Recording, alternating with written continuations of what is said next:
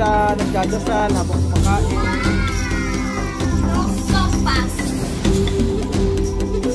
At ako ang inyong amigo dito sa Equatorial Guinea, Puerto Bata. Ayan pa mga amigo, ngayong araw po ay nandito po tayo kasama si Elvis at magsisimula na po siya magtinda. So mag-start po siya ng alas 6, pero medyo maaga pa ay sineset up niya na po ang kanyang pangapaninda.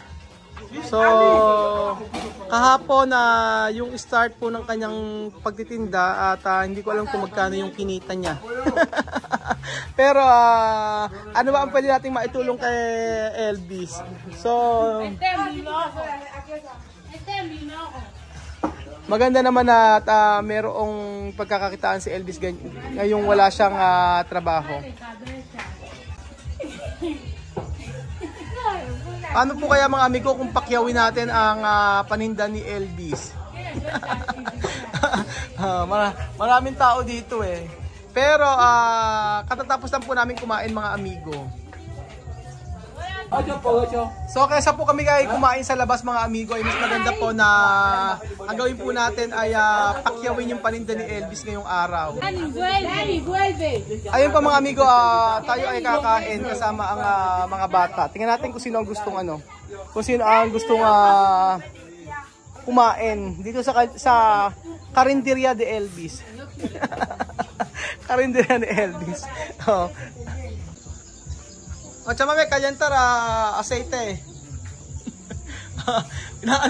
Inaantay. Sabi ni Tsama may, ano ba? Kailan ba umpisahan yan? Kailangan daw painitin na yung mantika. Comprar aquí. Ayara Elvis ganar? Uy, ayara lluvia. ¿Qué lluvia? Lluvia y llegar aquí persona comprar. Comprar? Sí. Tanungin ko nga. Balbina, la verdad? Sí. Hay mucha gente ayer? Sí. ¿Hasta qué hora? Hasta las 10. ¿Hay gente venir? Sí, nosotros también comprar. ¿Tú también comprar? Oh. Ayun po mga amigo, nilagyan ni Elvis ng mantika ang kanyang makina. Makina na pang prito. At kami ay o-order. Ililibre ko ang mga taga-ikuko mga amigo. Ililibre natin ang mga taga-ikuko.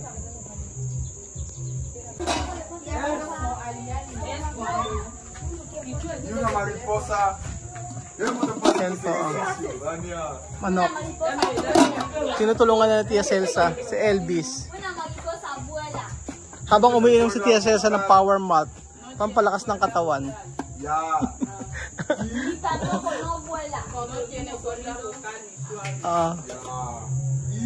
Di pa mainit. Ang una pong kliyente ni Elvis ay si Mireille. Bumili ko ng 100 pesos na manok.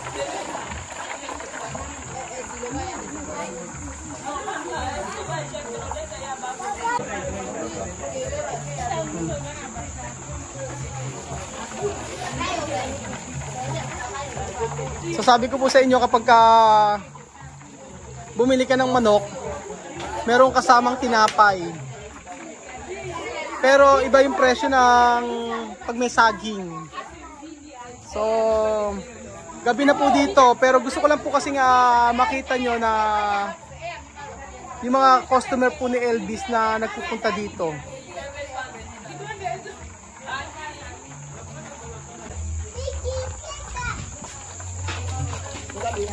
Malapit ang maluto.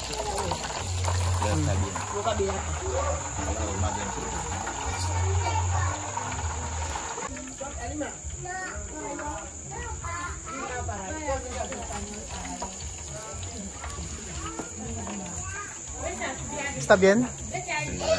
¿Cocido? ¿Esto cuánto? Sí, 1000. 1000. Una ración. Una ración 1000. Tama nga. 100 pesos. Isang plato.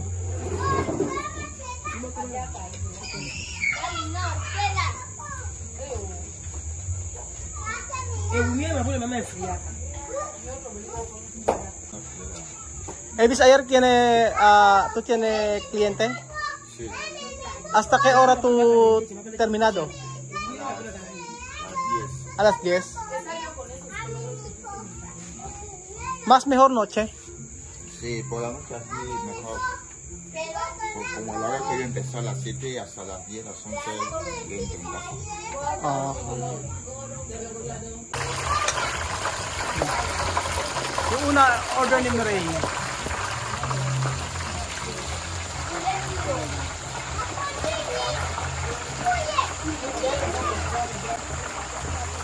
Elvis, ayer cuánto tu ganar? Elvis. Ayer cuánto tu ganar? 5,000. Así bien. Sí, poco. Sí. Es que yo no quiero con así, mejor no gastar, no comprar más. Ajá. Sí, con dinero que tú Sí. vendes. Pero 5,000 está bien. Sí. Ajá. Compra, sí, sí. Compra más. Ajá. Para el lunes por la tarde cobre más mesa. Aha, sí, sí. Así se hace el negocio. Aha. So sabi po ni Elvis ay sa isang linggo mamimili siya, isang beses siyang mamimili, tapos kapag ka naubos na, halimbawa naubos na sa ng Sabado at Linggo yung mga kanyang mga paninda, bibili siya ng Lunes para bago uli yung mga paninda niya. Ginagawa po kasi niya, nililinisan niya po yung pakpak ng manok at saka yung legs ng manok, tapos nilalagay niya na sa freezer. Kaya tinitimplahan niya po. And then sabi niya, kumita naman daw siya ng 5,000 o 500 pesos. Labas na yung mga yung items o yung paninda niya. Kumbaga, neto niya na yung 500 pesos. So, hindi na po masama yung sa unang araw ay kumita siya ng 500 pesos. So, parang nagtrabaho na po siya ng mula alas 8 ng umaga hanggang alas 4 ng hapon. Eh siya ay nagsimula lang ng alas 6 hanggang alas 10. So, konting oras lang yung inilaan niya. Pero tingin ko po sa ibang araw ay malaki na po yung kikitain nito. Kasi sabi ni Chamame ay malalaman ng mga kapitbahay ni Chamame at saka yung mga ibang taga-lugar dito kapag may mga customer na kumain dito. So, hindi kailangan ng mga tarpaulin or hindi kailangan ng kung anong advertisement pa. Basta sabi ni Chameme, sasabihin lang sa mga tao dito, o maaamoy nga lang daw eh. O, maaamoy lang daw eh, may malaman na may nagluluto dito kila Chameme. Ken kere alas? Yo! Ken kere alas? Sabi ko kay Elvis, bigyan ng tinda niya ay bigyan. Kere alas. Sabi ko, bigyan ni Elvis. Esto para Ken Mireille. May sile, merong mayonesa. Iba kasi ayaw ng ketchup. Después panes, no, Elvis?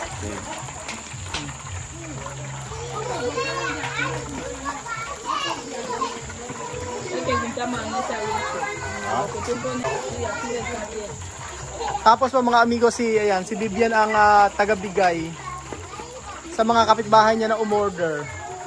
Nakakatuwa, di ba? May mga pa-order. Oh. Pasensya na po, yung video po natin ay medyo madilim kasi gabi na po dito. Late po kasing nagsisimula sila Elvis. Kaya gusto ko pong makita ninyo na meron pong yung kung ano po yung lagay ng negosyo ni Elvis. Kaya kahit gabi na magbi-video po tayo para malaman niyo po. So sa unang araw po ay kumita si Elvis ng 500 pesos. At sabi ko nga po yun, walang sabi-sabi sa mga kapitbahay. So, kumbaga ay nalaman lang nila na may nagtitinda dito.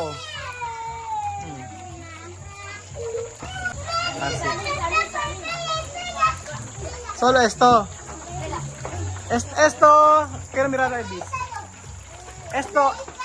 Esto 1000. Está bien. Con 2 panes. Okay na. Para kang bumili ng soya pala mga amigo. 1, 2, 3, 4, 5, 6.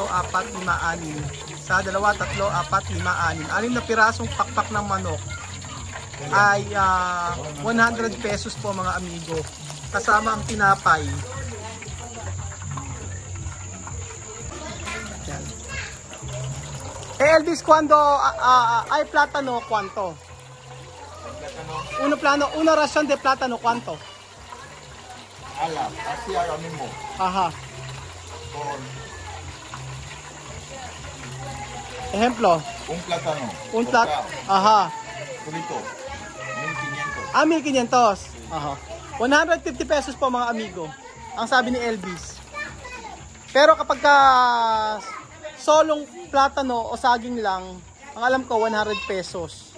Ang isang rasyon o isang plato na na saging. Okay na rin.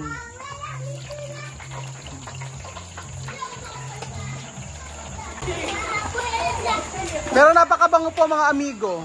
Promise, sobrang bango ng niluluto ni Elvis. Kaya sabi ko, masasarapan itong mga kapitbahay niya. Amoy pa lang, malalaman na may niluluto na ritong piritong manok.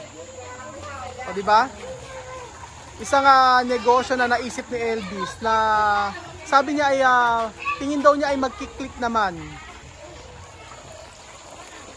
So i-update ko po kayo mga amigo sa mga susunod na pagtitinda ni Elvis.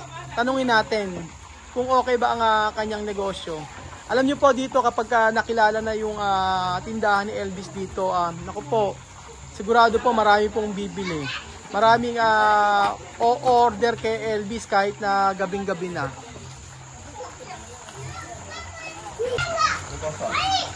Kayo po mga amigo, ano po ang maisasuggest nyo na pwede pang ibenta ni Elvis? I-try kaya niya ang i-try niya kaya ang kwek-kwek.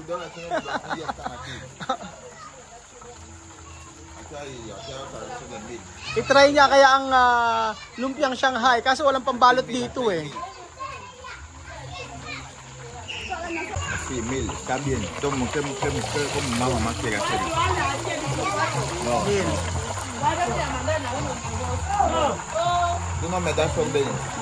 Nakikipag-diskusyon sila Sandra. Ang sabi ni Sandra, mahal daw ang tinda ni Elvis. Kung ayaw niyo bumili, wag kayong bumili. Basta yun ang presyo ni Elvis kasi malalaki daw yung pakpak ng manok. Oh. Di ba malalaki naman talaga?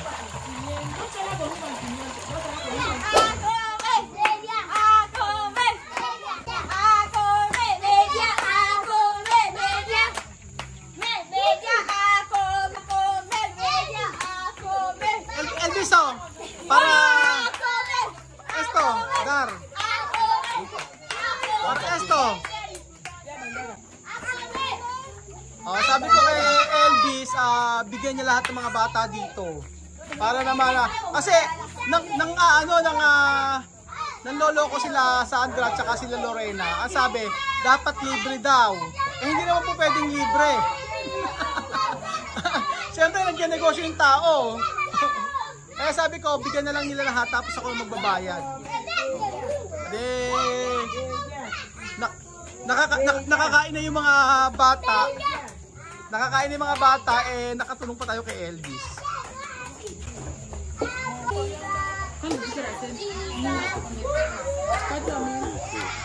Hap.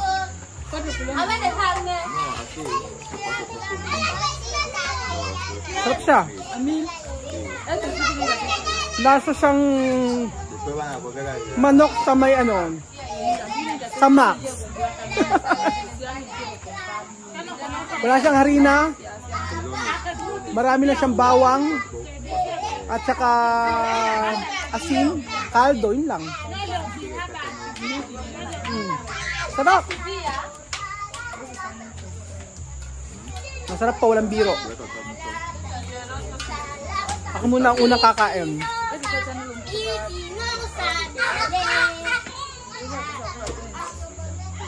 Kung natikman nyo, Galing pala magtimpla ni Elvis ng ano, manok.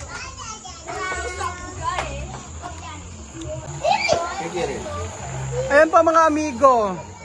Nag-aantay po ang mga bata sa aking in-order para sa kanila. So, Elvis, la verdad, está bien. Está bien. Cuando esto, frito, está bien. Así, ¿no? Sí, está bien. No mucho sal. No. No mucho sal, así. No mucho sal. Sí. Sobrang sarap po mga amigo. Hindi siya maalat mga amigo. So ayun po mga amigo, dito po nagtatapos ang ating video. Maraming salamat po sa panonood ng video na to at i-update ko po kayo kung ano pa ang pwedeng ibenta ni Elvis. So sa ngayon ang binibenta niya ay pakpak ng manok at saka drumstick. Ayan. Tapos may tinapay at saka merong saging. So sabi ko po sa inyo, comment down below mga amigo kung ano po ang pwede pang ibenta ni Elvis. Perfecto. La verdad, Muy rico. no falta. No falta nada. Está muy bien. La verdad. Falta picante.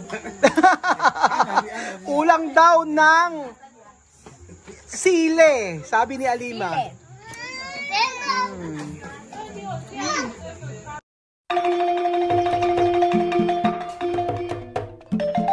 Na-appreciate ko yung paano sila nagdadasal